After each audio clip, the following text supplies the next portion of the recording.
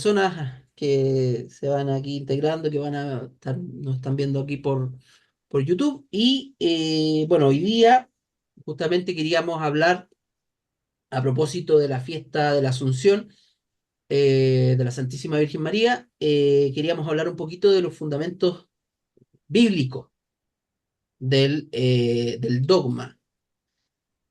Dogma que en la historia de la Iglesia es el más reciente, pero eso de más reciente, en realidad hay que saber entenderlo, porque no es tan reciente. En realidad, la certeza de, de que la Santísima Virgen, al momento, bueno, de-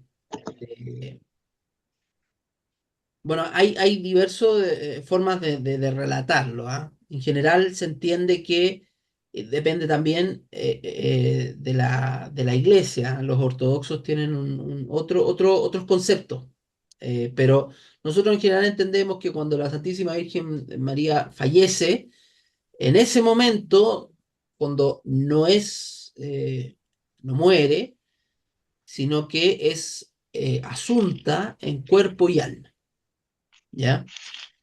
Y yo les iba a decir que esa certeza ha estado, si bien el dogma ha sido, digamos, eh, promovido recientemente estamos hablando en la primera mitad del siglo XX, eh, la certeza en realidad ha estado siempre en la vida de la iglesia. Y no solo acá en la iglesia católica, los ortodoxos, bueno, justamente la iglesia de Viña de los ortodoxos se llama la Asunción de la Virgen.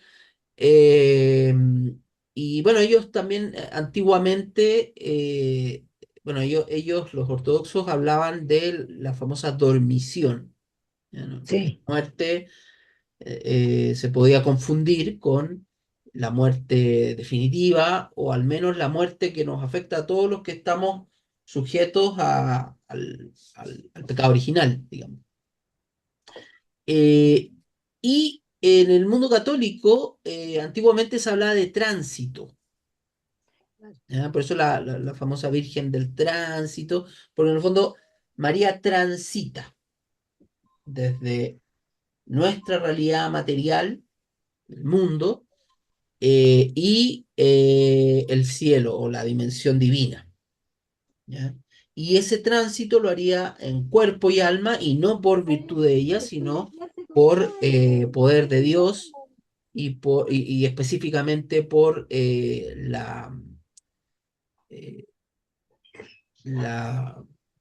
los méritos de Cristo Señor, digamos, de Cristo nuestro Señor. Entonces, un poco ese es el dogma, ¿ya? La creencia eh, como artículo de fe, o sea, como algo que debe ser creído y venerado, de que María Santísima, al momento de llegar al final su vida terrena, es asunta en cuerpo y alma. Nosotros no somos asuntos en cuerpo y alma, solo nuestra alma, digamos, eh, transita hacia la dimensión siguiente, lo que vendría después de nuestra vida, ¿ya? De ese tema, que es el tema todo de la escatología y de cómo, qué es lo que pasa después de la muerte, para dónde va el alma, si se va al infierno, si se va al purgatorio, si se va al cielo al tiro, si hay que esperar, si hay una sala de espera. Todo eso no lo voy a hablar ahora, porque es otro tema. Pero ciertamente con nosotros no pasa lo mismo. Eh, ¿Por qué con María? Sí. Bueno, yo quería partir, aunque podríamos partir con los textos marianos del Evangelio, en realidad quería partir como de arriba hacia abajo. Eh, y bueno, ahí en Apocalipsis 12:1, dice lo siguiente: apareció en el cielo Una gran señal. Una gran... Sí, pero, a ver, no. Denme un segundito. Voy a leer un poquito antes para contextualizar. ¿Y por qué quiero leer un poquito antes? Porque quiero que se imaginen en su cabeza lo que van a escuchar, ¿ya? O sea, que quiero que se hagan Ok. de lo que... Este el Apocalipsis es un profeta, es el vidente, Juan, qué sé yo, que está viendo cosas, ¿ya? Viendo cosas, contemplando, ¿ya? Entonces... Un poquito antes, el versículo anterior dice lo siguiente: se abrió entonces el santuario de Dios en el cielo y apareció el arca de la alianza. Acuérdense cómo era el arca de la alianza en Éxodo. Bueno, si vio alguna película, qué sé yo, o como corresponde, leyó el texto de Éxodo, em, seguro que se acuerda que el arca de la alianza era una caja envuelta de oro con querubines arriba en la Sí, tapa. sí. ¿Recuerdan? Bueno, entonces, y adentro del arca de la alianza estaban las tablas de la ley, tablas que habían sido escritas por Dios mismo, por el dedo de Dios, eh, donde estaban los 10 mandamientos, ¿ya? Mm. ¿Cuáles 10 mandamientos? No importa, porque si uno va al Éxodo hay dos listas de 10 mandamientos, pero eso es otro tema. Eh, los 10 mandamientos, es importante, ¿ya? O sea, la ley de Dios estaba en esas tablas, estaba, no importa si eran 10, si eran 11, si eran ciento, no sé cuánto, es la ley de Dios, ¿ya? Luego, está el santuario. No sé si también se han visto alguna imagen del santuario, una cuestión inmensa. Sí. Una cuestión, era, según lo que dice la misma Biblia, era un rectángulo para arriba, que uno veía el canto del rectángulo, porque era largo para allá. Entonces era como un rectángulo así parado. Y una cuestión inmensa. Y el atrio del templo era como una explanada, así como el templo votivo de Maipú. No sé si usted ha ido al templo, que hay una Sí, explanada sí, larga que sí. uno tiene que caminar harto para allá. Ahora imagínese esa explanada llena de altares y en esos altares haciendo holocaustos. Es decir, levitas o sacerdotes quemando ciertas partes de los animales sacrificados. Entonces las columnas de humo y qué sé yo.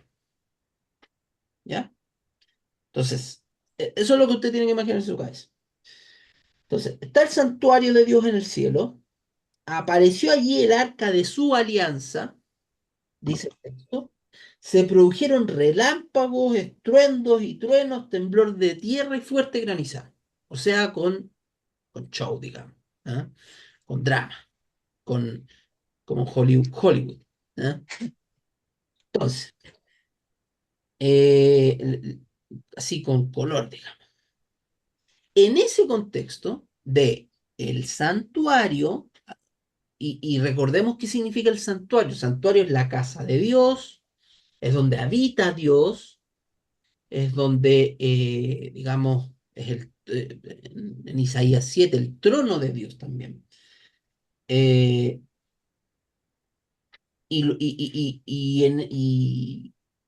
y ¿cómo se llama? Y junto ahí, quizás al frente, quizás adentro, como usted quiera, pero adentro del templo, afuera del templo, al frente del templo, como usted quiere imaginárselo, pero el arca de la alianza. O sea, el fondo, el santuario, el templo. Y ahí el arca de la alianza. O sea, Dios y su ley. Básicamente el cielo. O sea, si uno va al cielo, iría a ver eso, según la Biblia. ¿Ya? Bueno, entonces, continúo con el texto que yo quería leer. Justo ahí, después, Apocalipsis 12:1. Apareció en el cielo un signo sorprendente. ¿Ya? En realidad, el texto griego dice un gran signo. ¿Ya? Un gran signo. Dice, una mujer, ¿cuál era el signo? El siguiente, una mujer vestida de sol con la luna bajo sus pies y tocada con una corona de 2 estrellas. O sea, tocada de tocado, como una corona. ¿Ya? No tocada de tocar. Sí, Eh, y sigamos leyendo. Está esta mujer, bueno, dice, está encinta y grita por los dolores del parto. Ojo con eso. Está encinta y grita con los dolores del parto. Por el sufrimiento de dar a luz. sí, Apareció después otro signo en el cielo, un gran dragón rojo, con 7 cabezas y 10 cuernos, que llevaba sobre sus cabezas 7 diademas. O sea, en las cabezas tenía 7 diademas, o corona. No sé. Bueno, barrió con su cola la tercera parte de las estrellas del cielo y las precipitó sobre la tierra. Después el dragón se detuvo delante de la mujer que iba a dar a luz para devorar a su hijo en cuanto naciera. La mujer dio a luz a un hijo varón, el que ha de regir a todas las naciones con cetro de hierro. Pero su hijo fue arrebatado y llevado hasta Dios y su trono. La mujer huyó al desierto, donde tiene un lugar preparado por Dios para ser allí alimentada 1260 días.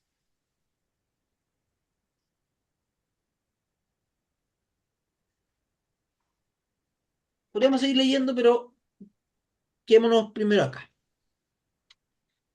Eh, a ver, si este texto se lee en la fiesta, en la fiesta católica de la Asunción de la Virgen, es porque claramente la Iglesia católica entiende, y la Iglesia ortodoxa también, que esta mujer que sale aquí es la Virgen, ¿ya? Pero, pero, esa, digamos, asociación tiene algunos problemitas. Y con esto no quiero decir, ya Jaime dijo que no era la Virgen y qué sé yo, ya vámonos para casa. No, no, no, no, momento. Solo quiero decir que tiene algunos problemas. ¿Y por qué son problemas? Porque no es problema, digamos, yo no estoy diciendo que haya un problema con la creencia en el dogma, ni con nada de eso, ni con la vida de la iglesia en torno a la fiesta de la Asunción de la Virgen, ni nada por el estilo. Hay un problema porque hay gente que dice, no, pues compadre, esa mujer de ese texto no es la Virgen. Claro, uno podría imaginarse quiénes son esos. Em, bueno, antiguamente, estoy hablando del siglo cuarto, siglo quinto, existían los nestorianos. Y yo con sorpresa me enteré creo que el año pasado por ahí, que todavía existen iglesias nestorianas hasta el día de hoy y que provienen de esa línea y que llaman al hereje Nestorio el santo Nestorio. Bueno, ¿qué es lo que decía el santo Nestorio? Bueno, básicamente que María no era, digamos, madre de Dios, sino solamente madre de la parte humana de Jesús, o sea, la parte de Jesús en el fondo, no la parte Cristo. Era, eh, entonces, eh, eso genera todo un problema, porque entonces quiere decir que Cristo era una especie de, como en la cultura hindú existe el avatar, que es un dios que se mete y que anda como con traje humano,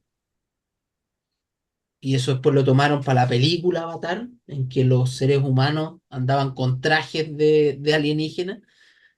eh, entonces Cristo quedaba en esa lógica, o sea, en una disociación entre la realidad humana y la realidad divina de Jesús, de Cristo, irreconciliable. ¿Ya? Y ahí, bueno, salieron los padres de la iglesia a derribar un poco o sea, a derribar esa concepción bueno, y después en un concilio, en el concilio de Éfeso fue este,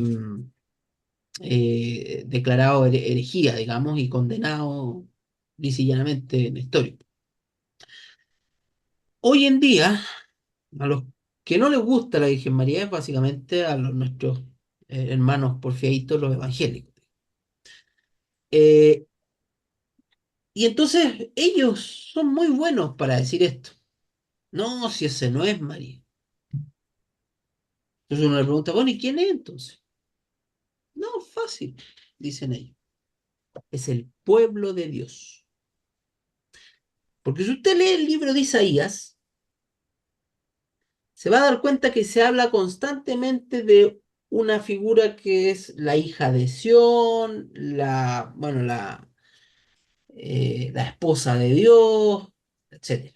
Entonces esa mujer es y toda esa referencia en el fondo son entes, es una que es muy común en la Biblia. ¿Se acuerda que en algún momento lo hablamos respecto a Caín y Abel? Que una persona personifica a un colectivo de gente. Entonces, en este caso, esta mujer sería el pueblo de Dios. Y, bueno, el pueblo de Dios se ve personificado como una mujer, 12 estrellas, las 12 tribus del pueblo, qué sé yo, bueno, vestido de sol, interpretémoslo como la presencia de Dios, la gloria de Dios, qué sé yo, y que que está embarazada y que da a luz a un hijo. El hijo es el Mesías del libro de Isaías. Es el pueblo de Dios quien da a luz al Mesías. Eso lo dice buena parte del Antiguo Testamento. Entonces, ¿qué le puedo decir yo como católico a ese señor que me está cuestionando que aquí esté representada la Virgen María? Bueno, yo tendría que decirle, tiene toda la razón, amigo. O sea, tiene toda la razón con eso que usted me está diciendo, que eso es que esa mujer es el pueblo de Dios. Y lo es.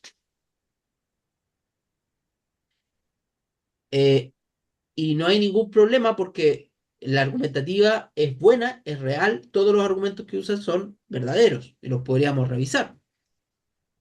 No lo vamos a revisar porque no vamos a estar ahí un buen rato hablando en el libro de Isaías y qué sé yo. ¿Ya?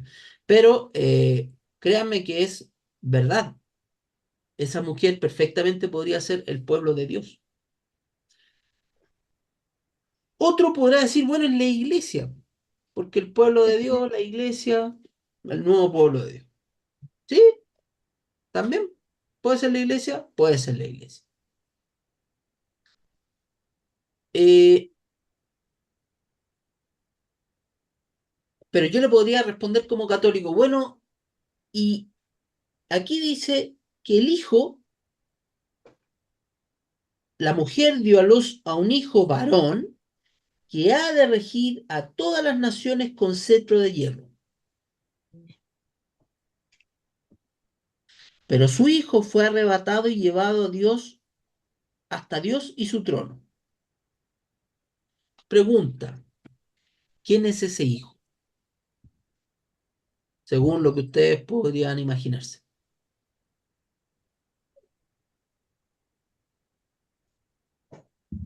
Jesús se supone, Jesús, para mí.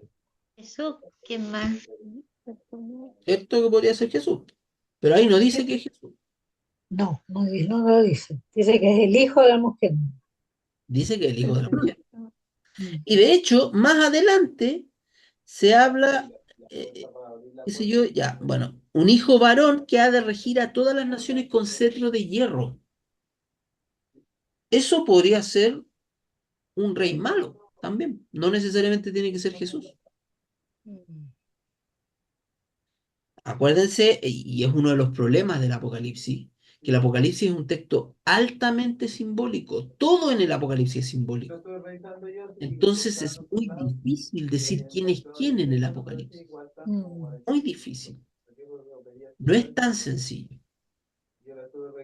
Obviamente que desde una determinada concepción y una determinada tradición, y eso, o sea, sí, no se preocupe. El hijo de acá es Jesús.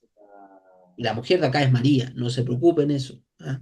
De eso no está en cuestión. Lo que yo estoy diciendo es cómo, en el fondo, ¿por qué estoy diciendo esto? Para rebatir esos cuestionamientos.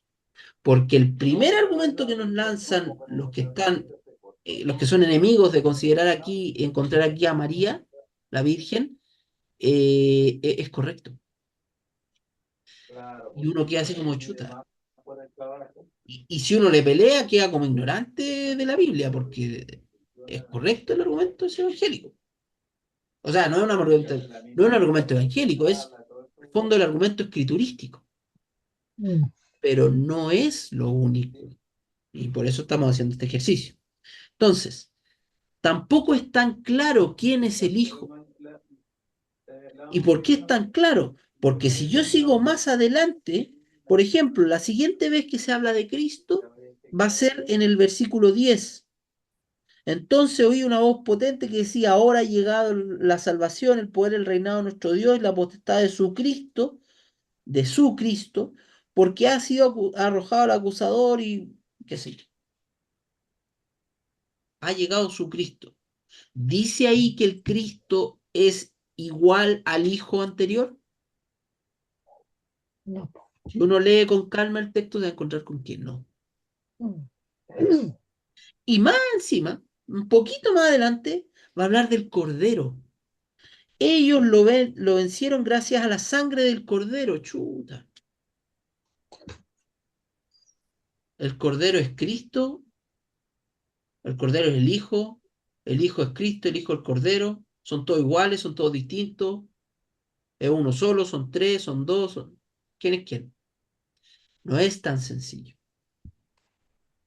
¿ya? Así que no queda tan claro, no es tan fácil como decir, no, sí, la mujer de Apocalipsis 2 es María. Mm. Pero tampoco es tan fácil decir que no lo es. Y a eso quería llegar. Tampoco es tan fácil decir que no lo es. Ya, ¿Ya? Pero todavía no termino, ¿ah? Todavía no termino el argumento porque eso sería un argumento falaz ad silentium, que se llama, ¿ya? También quedaríamos como ignorantes. Como dice que no es, entonces eso se llama un argumento falaz ad silentium. Como no lo dice, podría ser que sí. No, falta todavía. Tengo otro problema. Estamos aquí revisando problemas. Tengo otro problema. Ustedes, como personas católicas, saben qué es lo que cree la iglesia respecto al nacimiento de Jesús. Estoy hablando del nacimiento del parto, en el fondo. mm, ¿Ustedes saben lo que se dice respecto a que María en el parto claro, que no tuvo un parto normal. no tuvo un parto normal?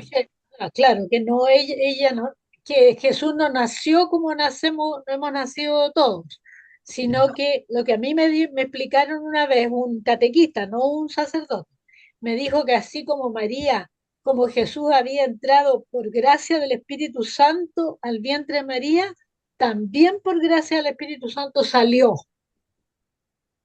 Claro, y eso especial, digamos, y esa gracia, también eh, le hizo no tener, según el dogma católico, le hizo no tener dolores de parto. Claro. Pero aquí Me dice acordé, sí, que ahí la me acordé, mujer, cuando tú lo leíste me acordé de los... Aquí dice que la mujer grita por los dolores del parto. Claro, claro. Entonces no puede ser María. Puede ser María. ¿Ve? Se da cuenta que no es tan sencillo. Ya. ¿Cómo solucionamos este problemita que tenemos? Estos Oh, problemitas que tenemos. ¿Cómo la iglesia los soluciona? ¿Ah? ¿Cómo la iglesia los lee? Primero hay que decir que sí, esta mujer es el pueblo de Dios, es la iglesia y es María. Porque en la doctrina católica, María es símil de la iglesia y del pueblo de Dios. Usted ha escuchado que de repente el Papa es muy asiduo a decir la iglesia es femenina. sí, Eso es una forma de decir que la iglesia es, bueno, y obviamente la iglesia, eso no solo él lo hizo, sino que se ha dicho siempre, la iglesia es madre, la iglesia es maestra, sí, la iglesia es mujer, la iglesia es la esposa de Cristo, sí, el cuerpo místico de Cristo. La iglesia, por ende, es perfectamente asimilable a María. María puede ser una persona, perfectamente puede ser una personificación del misterio de la iglesia.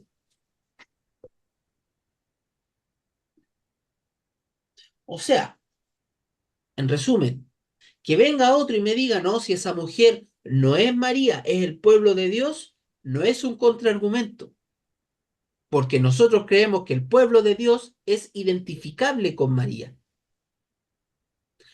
María, quiero ser claro en esto, ¿ah? Aunque, y para ser claro, de repente hay que ser un poquito difícil de entender o un poquito muy técnico. Pero el misterio de la iglesia es asimilable a la persona de María. Y por eso María y la iglesia comparten las mismas notas en el fondo, esenciales. Madre, maestra, ya, y por eso la iglesia es mujer. Entonces, por supuesto que aquí la mujer da luz al hijo, el pueblo de Dios da luz al Salvador. Por eso los evangelios al principio, Mateo, Lucas, van a decir, y van a gastar harta tinta en decir, que Jesús viene de la tribu de David y es linaje de David en el fondo. Y por tanto miembro del pueblo de Dios. El pueblo de Dios da a luz al al Hijo del Hombre, al Salvador, a Jesús. Entonces, eso por un lado. El otro problema, la identidad del Hijo. La identidad del Hijo. Eh, bueno, el Hijo ciertamente, a ver, en la iglesia, perdón, en la Biblia, San Pablo dice que Cristo, y ahí dice, siendo judío, siendo miembro del pueblo de Dios, nacido de mujer, y ese nacido de mujer nos va a resonar aquí. No es que haya una relación literaria, no, no necesariamente, pero aquí resuena eso. Ese, esa mujer que tiene un hijo, en Pablo, Jesús nacido de mujer, aquí la mujer tiene un hijo. Bueno, esto está aquí. Entonces la Biblia se dice que Cristo nace de una mujer. Entonces no hay ningún problema en decir que en Apocalipsis 12, es Cristo quien nace de mujer. No hay ningún problema.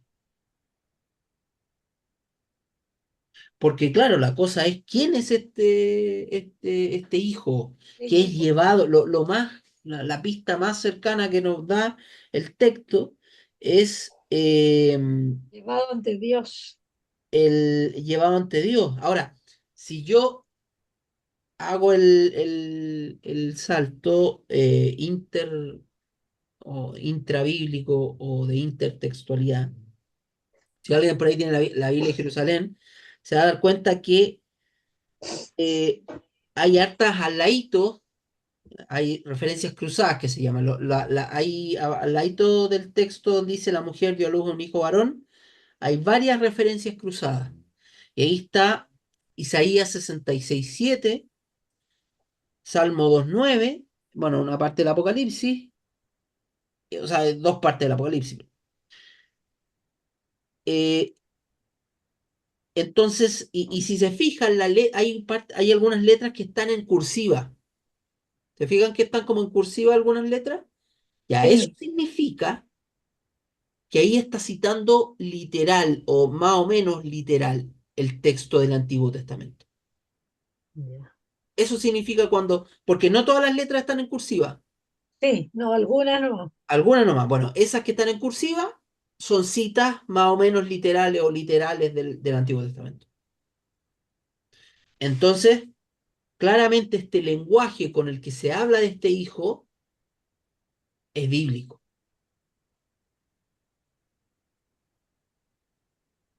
De todos modos, en el Apocalipsis no se va a decir, en ninguna parte el vidente explica, chiquillos, no se vayan a confundir, el Hijo es Cristo, Cristo es Jesús, el Cordero también es Cristo, en ninguna parte explica eso. ¿Ah?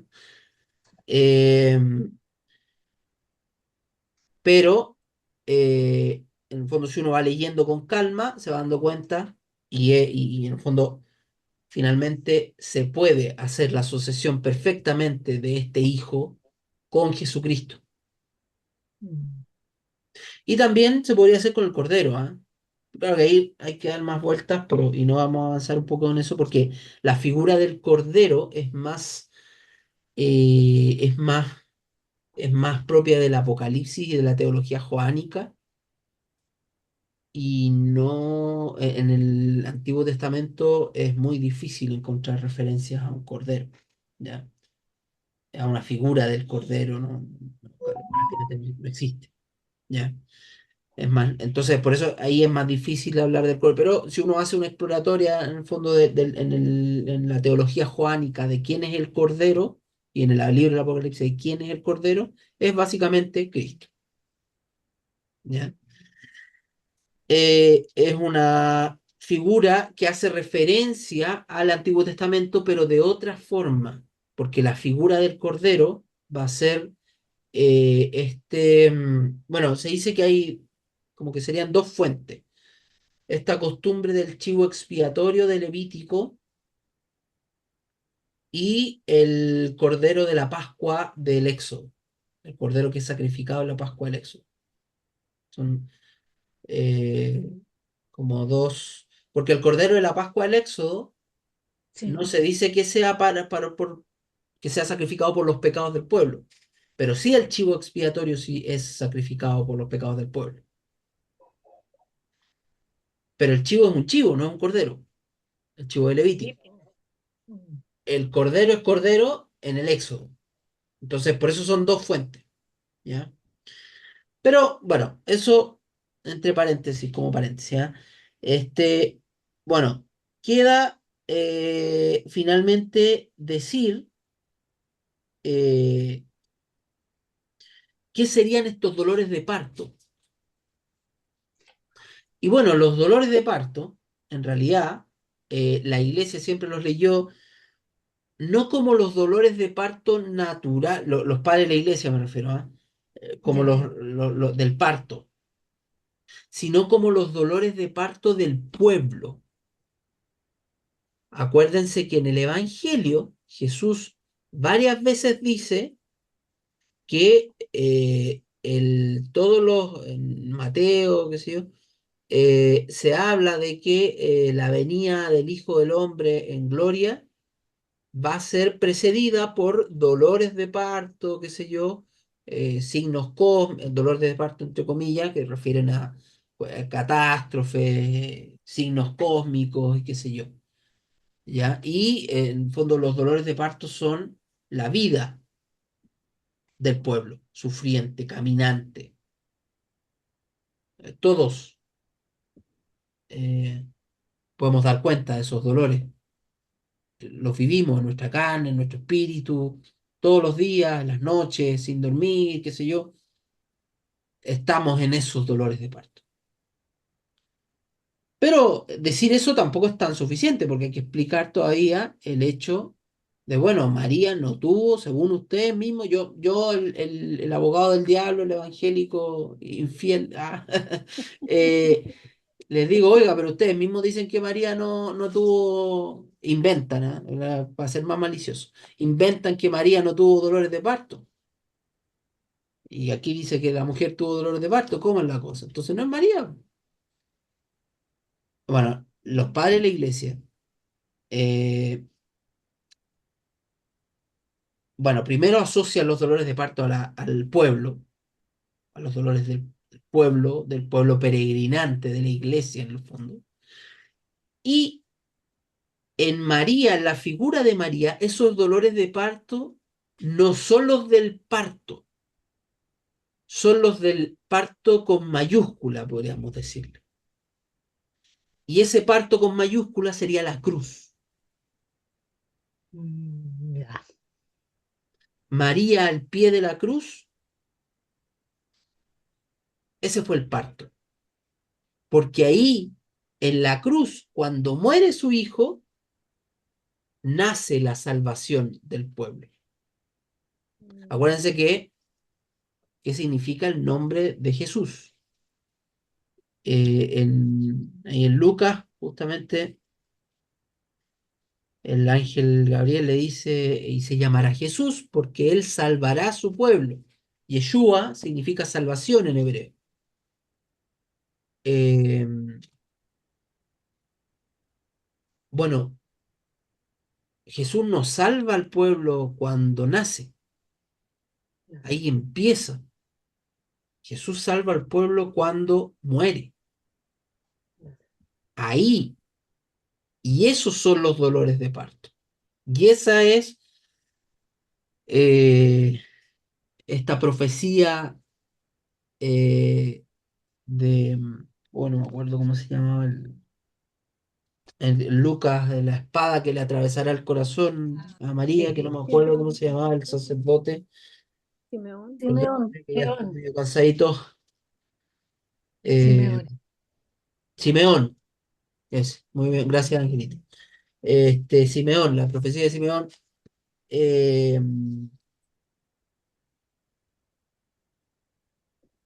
Entonces, los dolores de parto, aquí siempre hay que pensar en María, no solo como la persona María, sino también como la personificación del pueblo de Dios. Sí, Cuando pensamos en María como persona y como pueblo de Dios, entonces este texto es perfectamente aplicable a la Santísima Virgen. Y ahí volvemos, digamos, a ser católico ortodoxo y, eso. y de buena y sana doctrina. Por supuesto. Entonces, por eso, bueno, la iglesia, yo este ejercicio lo hago para que ustedes después sean capaces de dar razón de la Razones de su esperanza fe. que habita en sus corazones. Pero este ejercicio, esto ya, o sea, la iglesia ya lo entiende hace rato, pero hace ratísimo, hace siglos. Los padres de la iglesia, los primeros que, digamos, eh,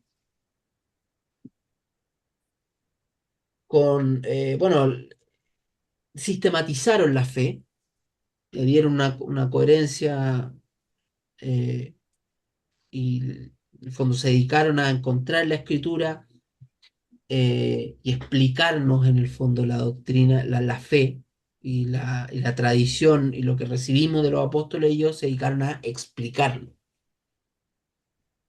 Y aclarar. y aclararlo. Y que no quede simplemente como, no, pero es que así se hace en la iglesia, ¿no? O sea, Mm. sí, está bien, o sea, sí, sí, hay gente que no, que bueno, mi santa abuelita, ella creyó nomás, pues está bien, y con eso Claro. basta y sobra, digamos. Sí, Pero si uno quiere, y hoy en día en estos tiempos que vivimos, donde todo el mundo nos pelea como iguales, digamos, y como superiores sí, a veces, eh, sí, em, qué sé yo, por mucho que uno se dedique a profundizar y a dar argumentos y qué sé yo, siempre hay alguien que... Entonces es muy necesario estar al tanto de estas cosas. Y en el fondo, yo lo que he hecho es simplemente retornar a lo que los padres escribieron hace siglos atrás. sí. Entonces, no es algo nuevo lo que yo estoy diciendo. Emily, dime. Es la enseñanza de la iglesia, solo que hay que retomarla, hay que regresar a ella. No, porque está ahí Es el llamado también del Concilio Vaticano II, volver a las fuentes, volver a los padres. Y eso, como yo ya lo he dicho en varias ocasiones, ¿Necesitas algo? creo que, y bueno, y lo mismo, en general, la gente, la iglesia lo dice, Ah, ya. también los laicos nos Cuando corresponden. termine yo te llamo. O sea, Almuerzo, obviamente gracias. en más o menos grado, pero o con mayor o menor posibilidad, está bien, dentro de lo que uno puede nomás, eh, pero tenemos y deberíamos acercarnos un poquito a la doctrina de la iglesia. Así que eso, la imagen de María, y ahora volvamos, después de este ejercicio mental, volvamos a la imagen que yo les dije que ustedes se imaginaran en su cabeza Templo. del arca de la alianza, Larga. María, o sea, bueno, de esta mujer que ya ahora sabemos que es María.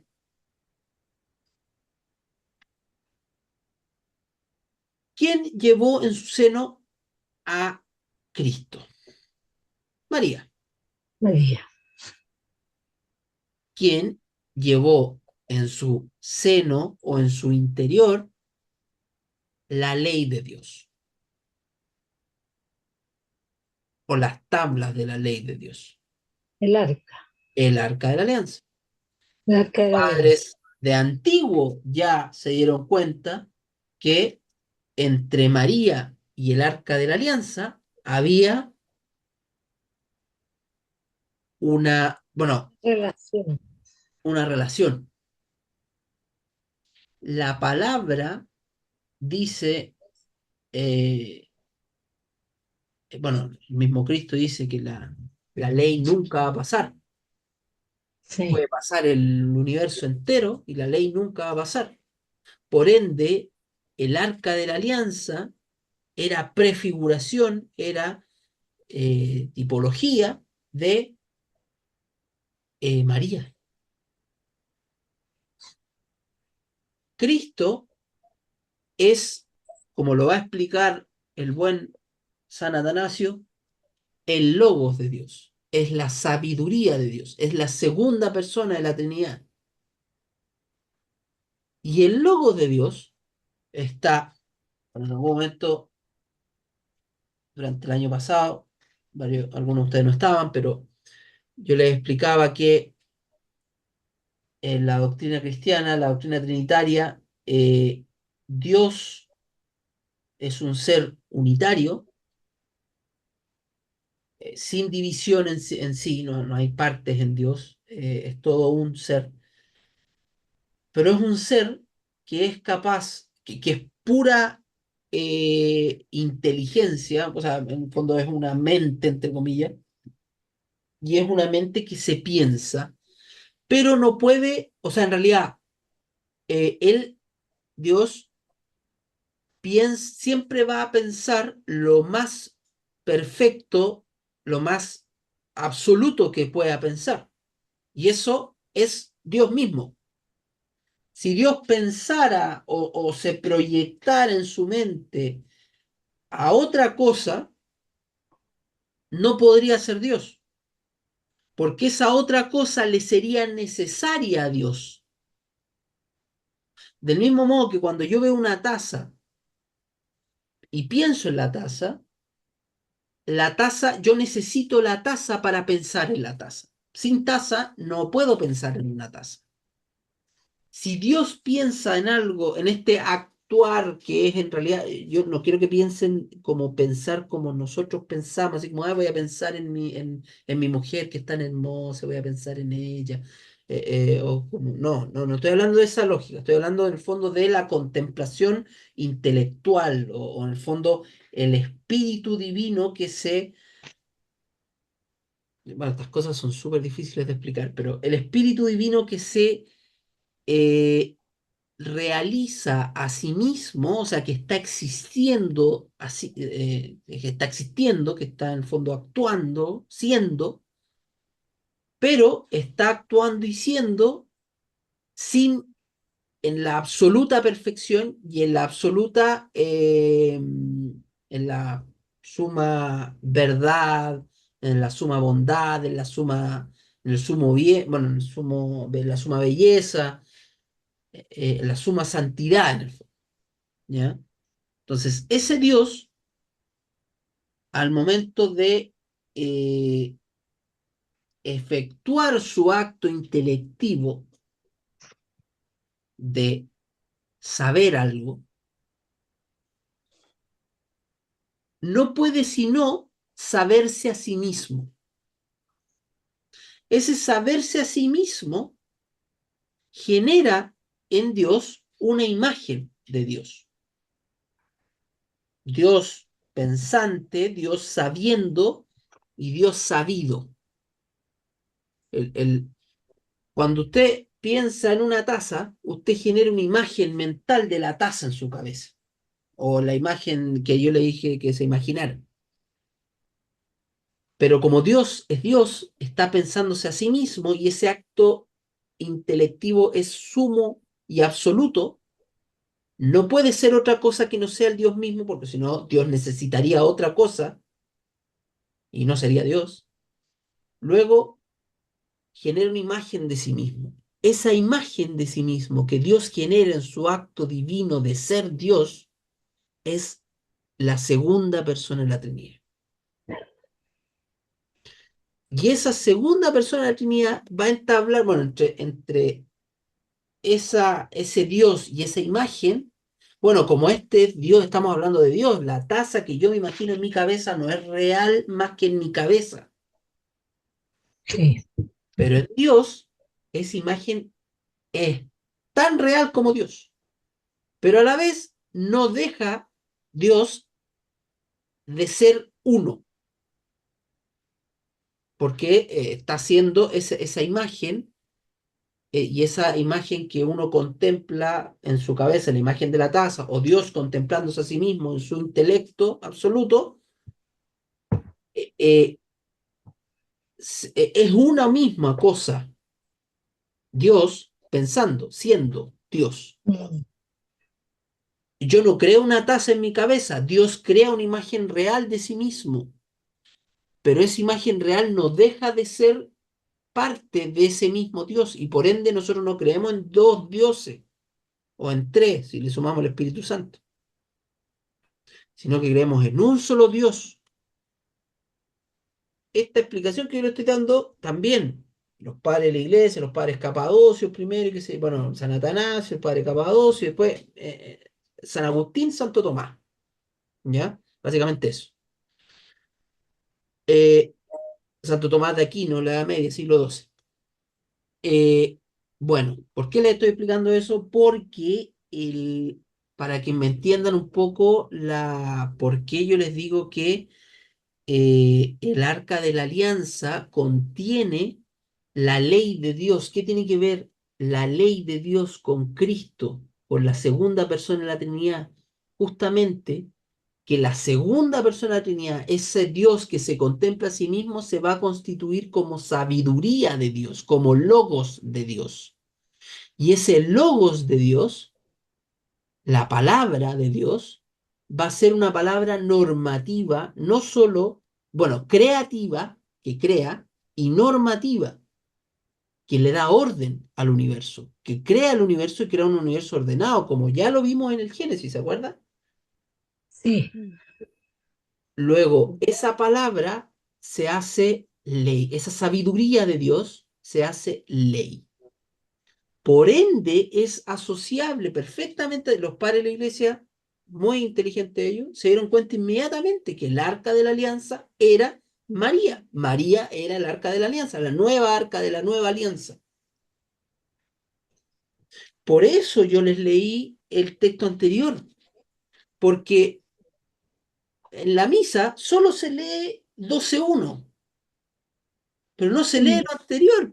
El versículo anterior dice, y yo pienso que está como la clave, el arca de la alianza. El arca de la alianza aquí y la mujer teniendo un hijo acá. Y ahí uno entiende, o en realidad los padres entendieron, que esto es, en el fondo, el cumplimiento, la mujer dando a luz al hijo, es el cumplimiento de Dios dando a su pueblo una ley y el pueblo llevando esa ley en un arca.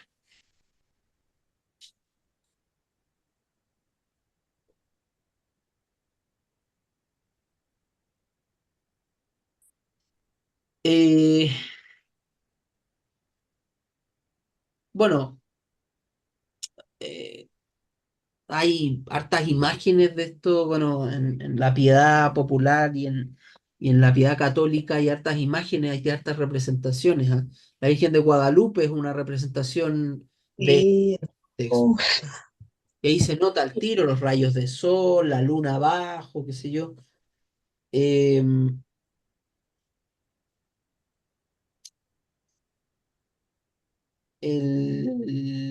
la Virgen de Luján también es una representación también tiene los mismos rayos tiene de sol. rayos, tiene rayos. Eh, y bueno. ¿Qué más se puede decir? Bueno, el, la asunción de la Virgen, el dogma, a ver, nosotros creemos que María fue, el dogma de la asunción de la Virgen está directamente relacionado al dogma de la Inmaculada Concepción. O sea, sin Inmaculada Concepción no hay asunción de la Virgen. ¿Por qué? Primero, porque como vimos en el texto de Génesis, en el fondo la consecuencia del pecado, la consecuencia de haber querido el ser humano, haber querido adueñarse de la divinidad o de las prerrogativas divinas, y eso simbolizado en el fruto. Acuérdense que yo les dije que no hay que tomar ese texto literalmente. El fruto no es que Dios puso el fruto ahí para ver si caían y qué sé yo. No, el fruto representa algo. Representa este adueñarse del ser humano. El ser humano diciendo, no, compadre, yo soy Dios. Yo soy mi propio Dios. Eso es el fruto. Eso es el pecado. Yo soy el que dice que está bien y que está mal. Yo decido si quiero abortar porque el cuerpo es mío. Yo decido. Si quiero matar a los presos porque están puro gastando plata en las cárceles, yo lo decido. Yo. Bueno, ese es el pecado y eso simboliza el fruto. Luego, la consecuencia del hombre haciendo eso, creyéndose Dios o queriendo ser como Dios, es la muerte. Por eso, aunque liberados de la muerte definitiva, de la muerte espiritual, a través del bautismo, los cristianos todavía estamos sujetos a la muerte física, que ya no se transforma en una muerte física. O sea, perdón, que ya la muerte física ya no es muerte. Como lo decía nuestra santa, yo no muero, yo entro en la vida. Mm. Y bueno, ¿qué es lo que pasa? Que si María no hubiese sido, eh, Vida sin mancha. concebida sin pecado, tendría que morir. Sí, Por ende, no habría asunción de la Virgen. claro. Un cuerpo sujeto al pecado no puede ascender al cielo, no puede ser asunto al cielo.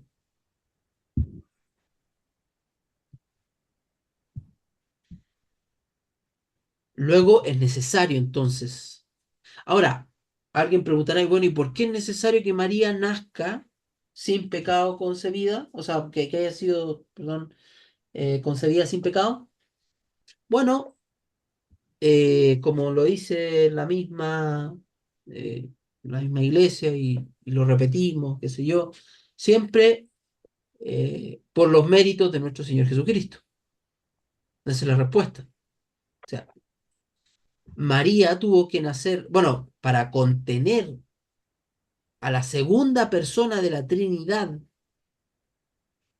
al principio informador de todo lo creado, a lo que sostiene, a la fuerza universal que sostiene cometas, el sol, todo, a ese, obviamente no lo podía tener cualquier persona, porque probablemente esa cualquier persona hubiese sido aniquilada por el misterio de Dios mismo encarnándose. Obvio. O sea, fíjense que no es lo mismo, ¿ah? Pero hay una parte no recuerdo dónde está, me parece que en Levítico, o no, en Número, sí, en Número, en que se dice que todas las personas que se acercaban a donde estaba el arca, donde estaba el arca de la alianza, el arca emitía como ciertos rayos y los mataba. ¿Ya? Y bueno, hay toda una teoría de que porque era una especie de caja envuelta en metal, se volvía altamente conductiva, entonces era como casi un generador y bueno, eso es lo mismo. Pero la Biblia lo que quiere decir es que el que se acerque a la santidad misma de la ley, así como, bueno, cabros, ¿cómo estamos? ¡Pah! Muere al tiro. Porque no está entendido, o sea, no es un castigo. La santidad es tal que la misma santidad aniquila lo contrario a ella. Entonces, si el verbo de Dios hubiese nacido en una mujer cualquiera, como dicen ellos, no, si era una mujer cualquiera, tuvo más hijos y qué sé yo, esa mujer hubiese sido aniquilada por el misterio divino. Y no hubiese sido posible encarnar, Cristo no hubiese podido encarnar.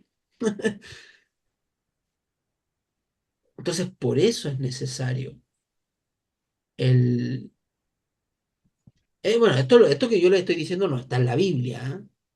Pero es parte de la tradición católica y da lo mismo si no está en la Biblia, digamos. Porque en cierto modo sí está. Yo les he dado ciertas conexiones con la Biblia, fíjense.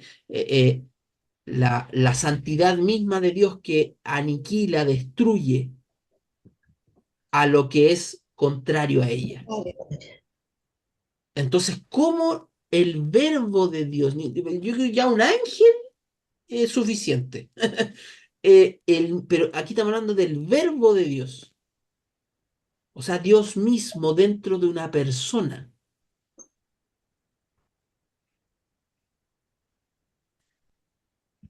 Y bueno, imagínense, porque tenemos la costumbre de pensar que Diosito es como un tatita amoroso que está como allá arriba y en mi época el tata Colores, como que era así bonachón, Siempre buena ahí. onda, amorosito, qué sé yo, abrazable.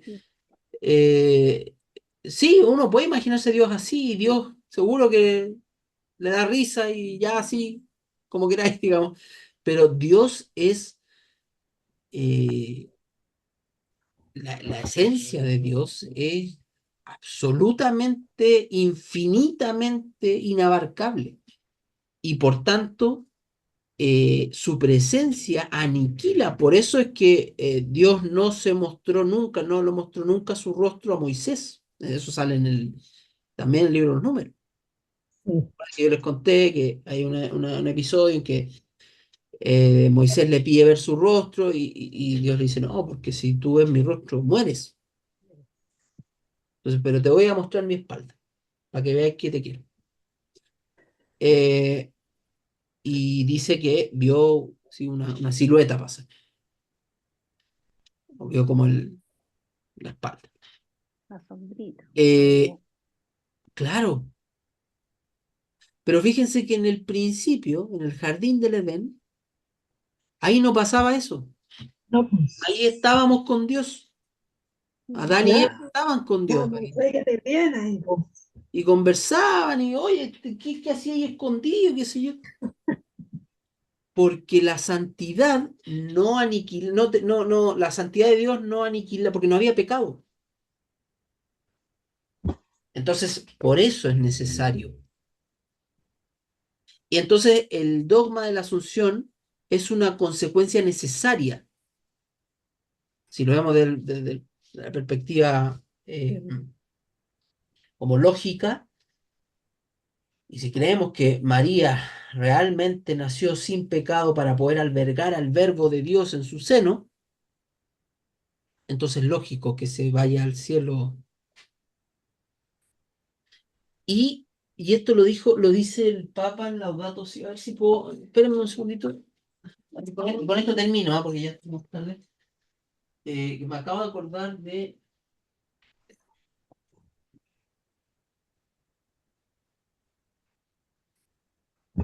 Acabo de acordar de Qué un texto maravilla. de. Espérenme. eh,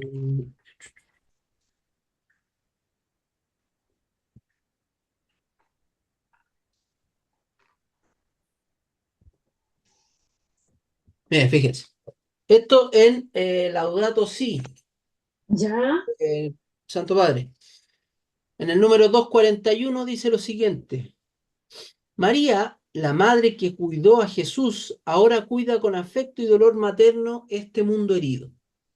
Así como lloró con el corazón traspasado la muerte de Jesús, ahora se compadece del sufrimiento de los pobres crucificados y de las criaturas de este mundo arrasadas por el poder humano. Ella vive con Jesús completamente transfigurada. Está hablando del presente. ¿Ah? Ella ya. vive con Jesús completamente transfigurada. Y de todas las criaturas, perdón, y todas las criaturas cantan su belleza. Ella es la mujer vestida de sol con la luna bajo sus pies y una corona de 2 estrellas sobre su cabeza. Entre paréntesis, Apocalipsis 12:1. Elevada al cielo, es madre y reina de todo lo creado. Y aquí cita clave. En su cuerpo glorificado junto con Cristo resucitado, parte de la creación alcanzó toda la plenitud de su hermosura. Porque María era una persona hecha de las mismas cosas que estamos hechos nosotros. Sí. Células, carbono, nitrógeno, oxígeno, átomos, etcétera. Huesitos, sangre, carne, todo eso que es de lo que usted está hecho, María también. Luego, que haya sido asunta al cielo significa que hay un pedacito de la creación en el cielo. Y eso significa que María, la asunción de María, es un anticipo de lo que le va a pasar a todos nosotros y a toda la creación, que es vivir con Jesús completamente transfigurados.